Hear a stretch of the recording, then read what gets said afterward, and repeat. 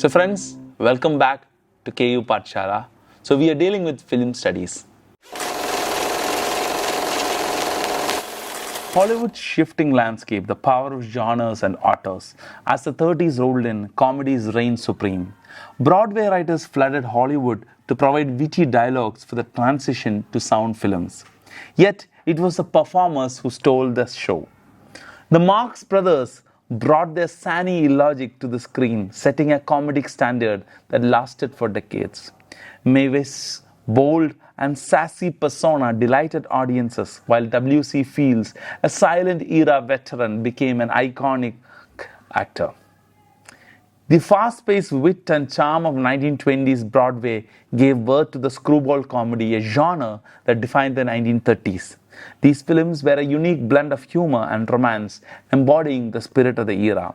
The 40s brought a shift in mood.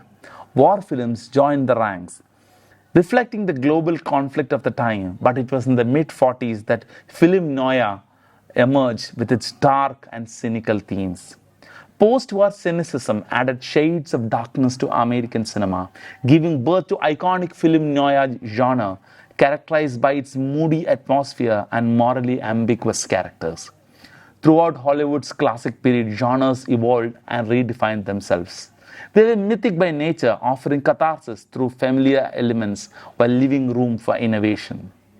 Amidst the sea of genres, a film stands as a monument of cinematic art. Orson Welles' Citizen Kane. It defied genre, tapping into mythic resonances to depict the complex life of Charles Foster Kane. Welles, a true author, approached filmmaking like a master, drawing from a wide array of cinematic techniques and styles, weaving them into a narrative tapestry.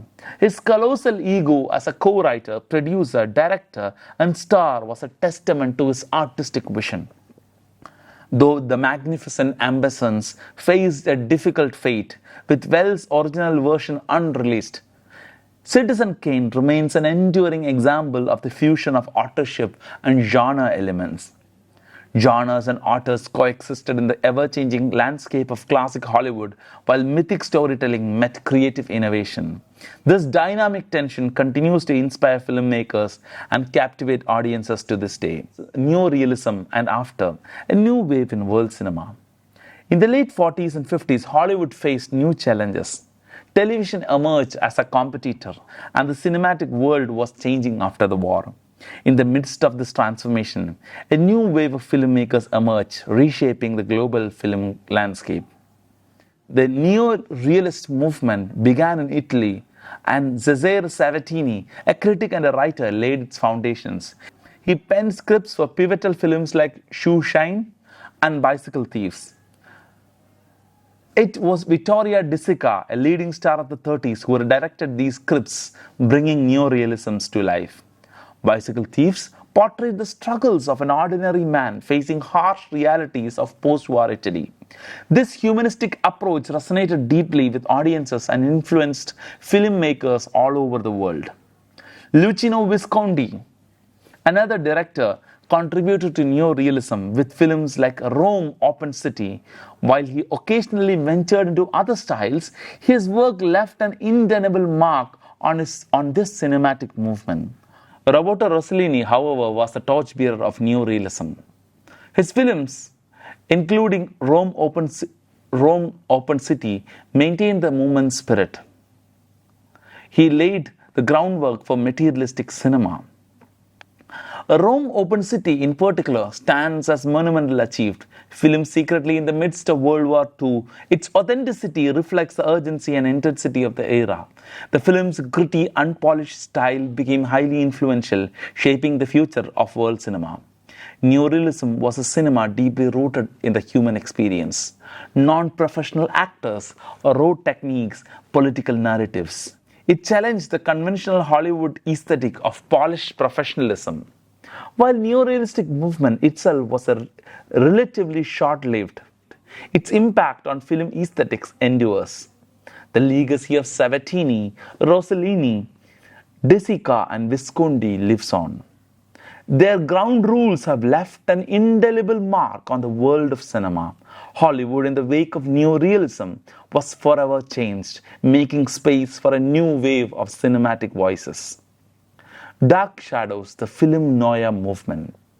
While Hollywood Rangers in South California continued with business as usual, a unique and complex style was emerging within American cinematic landscape.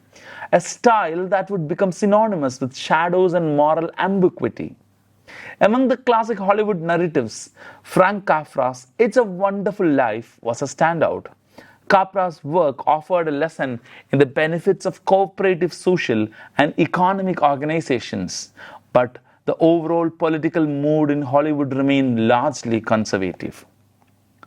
In this period of dark uncertainty, a remarkable cinematic movement known as film noir found its voice.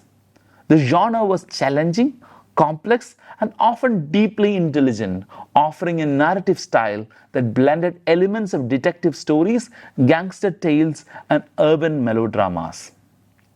Some of the most iconic film noirs were adaptations of works by authors like Raymond Chandler. Take The Big Sleep and White Heat, for example, a very detective cynicism fused with Freudian undertones, embodying the essence of the genre. Jacques Tourneu's Out of the Past is a hidden gem, a beautiful short film noir that often goes unnoticed. Meanwhile, Nicolas Rey's They Live by the Night stands out as one of the genre's most memorable entries. On the other side of the Atlantic, Carol Reed's The Third Man brought the film noir tradition to a post-war European context. This film's dark and enigmatic atmosphere was further enriched by the performance of Orson Welles and Joseph Cotten. The allure of film noir stretched beyond the 1940s and the 1950s, making its mark in the 1960s and even beyond. Robert Rosson's The Body and Soul, and later The Hustler, displayed the enduring appeal of the game. Of the genre. In the 1950s, a new breed of directors known as the tough guys emerged. Samuel Fuller, Robert Aldrich, Phil Carlson, and Don Siegel took the genre to new heights. Siegel's escape from Alcatraz, shrouded in darkness, stands as a testament to the genre's visual extremity. Even in the late 20th century, the filmmakers like Robert Benton revisited the film noir sensibilities in works like The Late Show and Twilight. These films continue to explore ever-aging anti-heroes of the genre, adapting them to a changing world. As film noir shaped the way we perceive crime and morality on the silver screen, it left an indelible mark on the world of cinema. Hollywood's Dark Shadows reveal the complex, multi-dimensional characters and stories that continue to captivate audience. Now let's look at the evolution of westerns and also along with it science fiction. In the 1950s, two classic American film genres, westerns and science fiction, took on a downbeat mood of their own, mirroring the cultural climate of the era. Delmer Dave's Broken Arrow, 1950, marked a shift in the Western genre. It allowed Native Americans a measure of self-respect, breaking free from the stereotypes seen in the silent films. John Sturges contributed to the genre with classics like 3:10 to Yuma and The Magnificent Seven, introducing more serious and complex themes into Western narratives. Fred Zinnemann's High Noon and George Stevens' Shane, 1953, were among the first adult westerns reflecting a growing sense of moral ambiguity. John Ford's The Searchers, 1956, delved into complex themes of identity and vengeance, becoming one of its finest westerns. The 1960s brought significant westerns, including Sergio Leone's The Good, the Bad, and the Ugly, starring Clint Eastwood, reworking the genre's elements. The 1970s marked the decline of the western as an increasingly urbanized America lost its challenge to the wide open spaces. Robert Altman's Macabre and Mrs. Miller challenged conventions and contributed to the genre's fading popularity.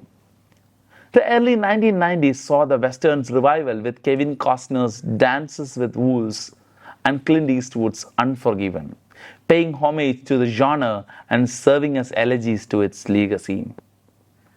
In the 1950s, the science fiction genre expressed cultural paranoia through films like The Thing, The Day Earth Stood Still 1951, and Invasion of the Body Snatchers 1956.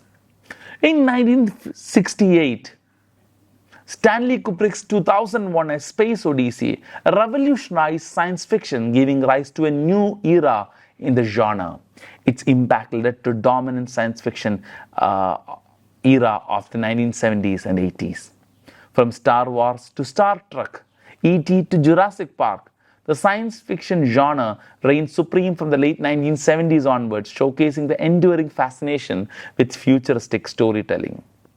The evolution of westerns in science fiction reflected the changing cultural and societal landscapes, offering audiences a captivating journey through time and space. Now let us look at the rise of Hollywood musicals. The Hollywood musical, once a vibrant and beloved genre, experienced a renaissance during the 1950s thanks to the magic of color and widescreen technology. Under the guidance of producer Arthur Fred at MGM, the musical genre thrived. With Vincent Minnelli directing classics like An American in Paris in 1951 and Gigi in 1958. Stanley Donen worked his magic alongside the iconic Gene Kelly in On the Town 1949 and The Timeless Singing in the Rain 1952. Meanwhile, Fred Astaire's legendary dance moves graced the screen in films like Royal Wedding 1951 and Funny Face 1957.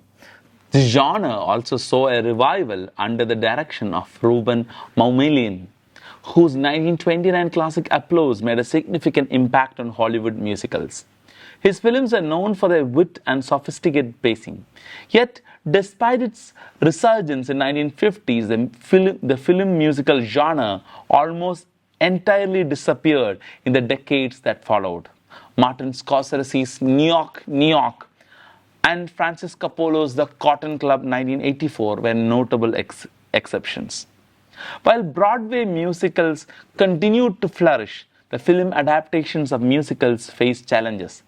Few of Stephen Sondheim's acclaimed plays made successful transitions to screen, and the rise of black musical in theatre was largely ignored by Hollywood.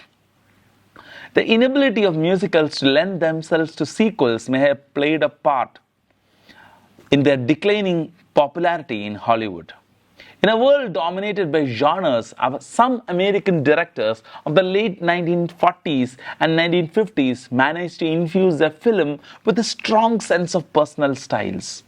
Figures like Elia Kazan, Otto Preminger, Nicholas Ray, and Douglas Sirk left a lasting impact on the industry.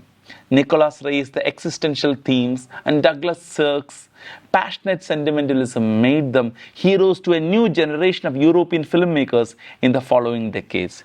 The Hollywood musical, once a beacon of joy and entertainment, may have waned, but its legacy continues to resonate in the annals of cinematic history. Now let's move from European and American movie to Asian cinema. And this time, the Asian cinematic revolution was happening simultaneously.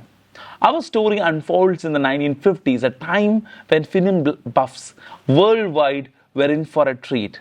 Something incredible was happening in the heart of Asia. The global stage was about to witness the emergence of Asian cinema.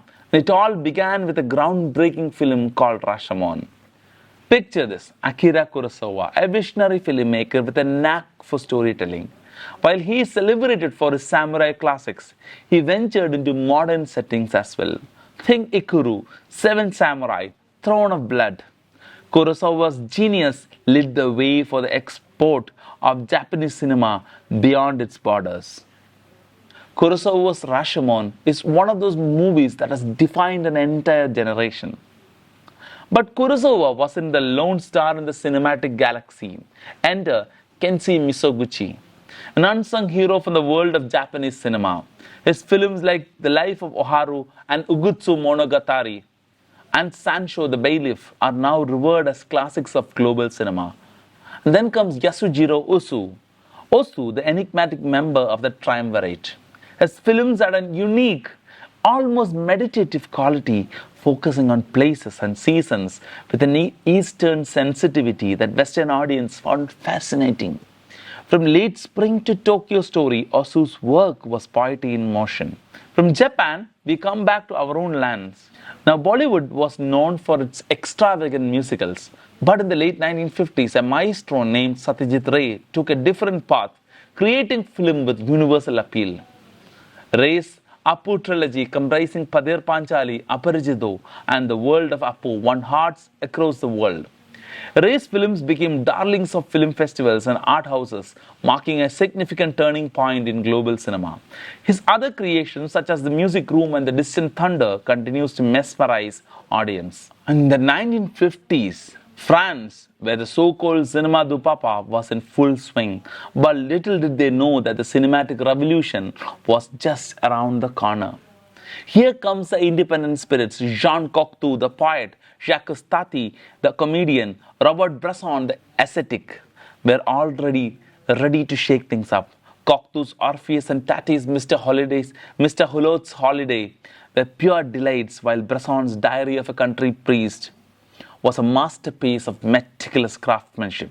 And then Max Offel swooped in to grace French screens with his influential films like La Ronde.